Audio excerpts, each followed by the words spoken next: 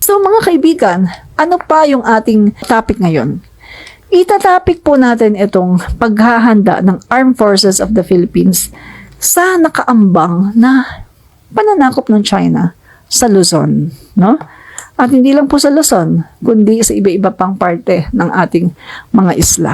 Pamamagitan ng apat na Autonomous Truck-Mounted Howitzer System o ATMOS, ang isang 155mm self-propelled gun system, ang mga dayuhang kalaban na ibig pasukin ng bansa. Kaya naman sinimulan ng Army ang unang bahagi ng defense system para ipagtanggol sa kalaban ang Pilipinas sa pamamagitan ng Combined Arms Operation, gaya ng paggamit ng tangke at artillery. Ito ang senaryo sa ginawang pagsasanay ng Philippine Army sa Crow Valley sa Capas Tarlac ngayong araw sa pagpapatuloy ng Battle Period 2 ng Combined Arms Training Exercise o CATEX. Ayan. Ito yung tinatawag nating Combined Arms Operation na bumubuo ng iba't ibang mga capability gaya ng maneuver system, mga artillery, mga tangke, mga aerial system for our intelligence acquisition, at iba pa mga kapabilidad. Na ang purpose noon ay para mapigilan further ang pagsakop ng pagpasok sa ating teritoryo ng mga mananakop. Ang ATMOS o Autonomous Truck-Mounted Howitzer System ay kayang tamaan ng nasa layong 41 kilometers. Nagamit na rin ito laban sa insurhensiya. Sa ngayon, nakakalat na ito sa iba't ibang unit ng Army sa iba't ibang bahagi ng bansa. Ngayong pahinana ang puwersa ng mga local terrorist group at communist terrorists, nagsimula namang pagtuunan ng pansin ng Philippine Army ang external threat ayon na rin sa direktiba ng Pangulo.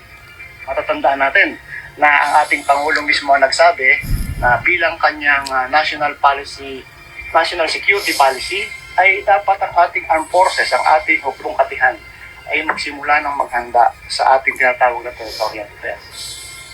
Ngayong taon isinasagawa ng Philippine Army ang pinakamalaking pagsasanay kung saan kasali ang nasa 5,000 miyembro ng Army para sukatin ang kanilang kahandaan, malaking banta sa seguridad ng bansa at external defense.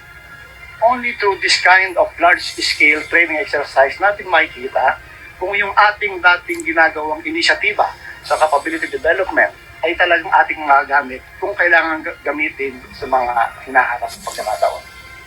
Itinanggi naman ng Philippine Army na ang ginagawang ito ng CATEX ay show of force ng sundalo, kundi dapat lang talagang paghandaan ng bansa ang kinakaharap na problema sa pagtatanggol ng ating teritoryo. Aminado ang hukbong katihan na sa ngayon, malaking hamon sa kanila ito dahil sa matagal na panahon ay nakatuon lamang sila sa internal security threat ng ating bansa. Yan. So mga kaibigan, etong bakit kailangan maghanda? No? Bakit kailangan maging ready tayo, no? Kasi mga guys, etong China ay napag-alaman mga guys na isang political analyst, no? At napag-alaman na itong China pala mga guys ay talagang binabalak nila na sakupin ang Luzon. Hindi lang yung Luzon mga kaibigan, pati yung isla natin hanggang dyan sa North Borneo at pati yung iba-iba nating mga isla.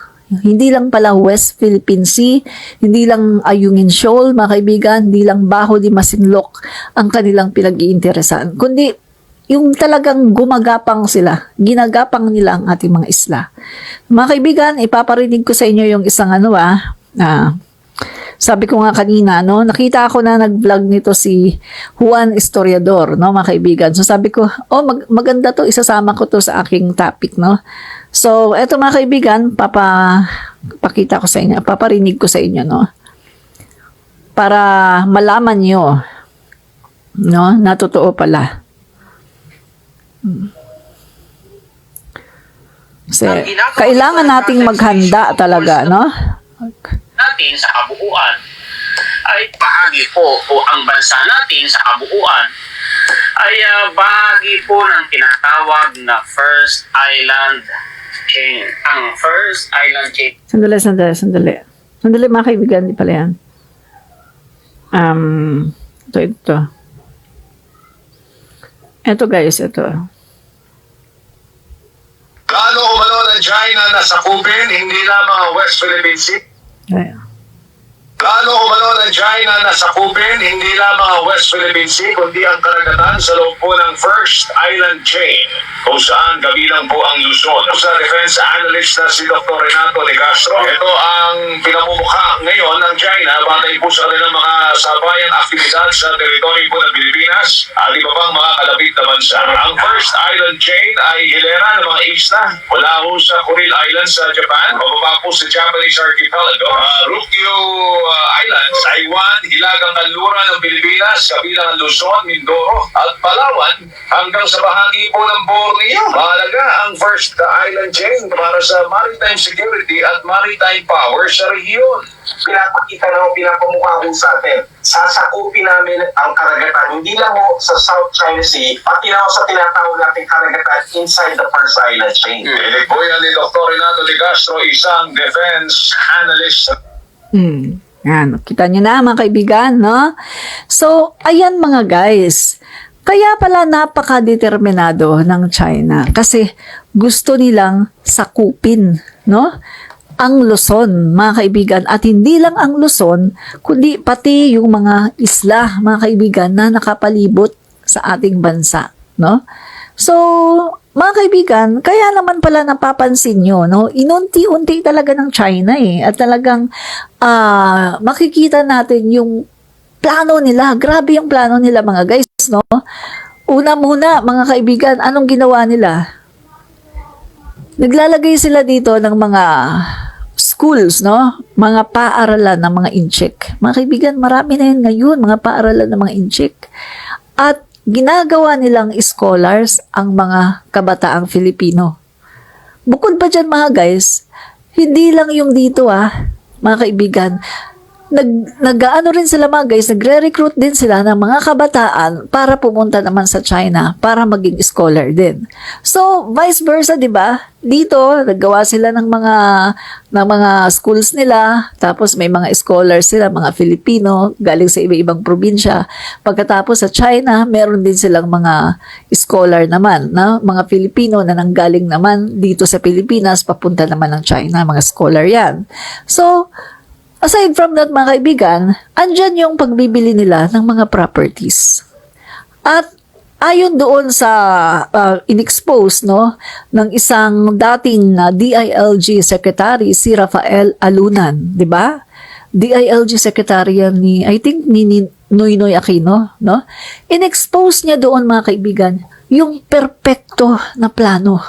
At talagang napaka-perpekto mga kaibigan kasi sa bawat mga mga military camp, merong itinatayo ng mga building ng China. Halimbawa, sa Krame, malapit doon, may building ng tinatayuan ng building ng China. Sa ibang mga lugar na may mga police station, may mga kampo, meron din mga building ng China.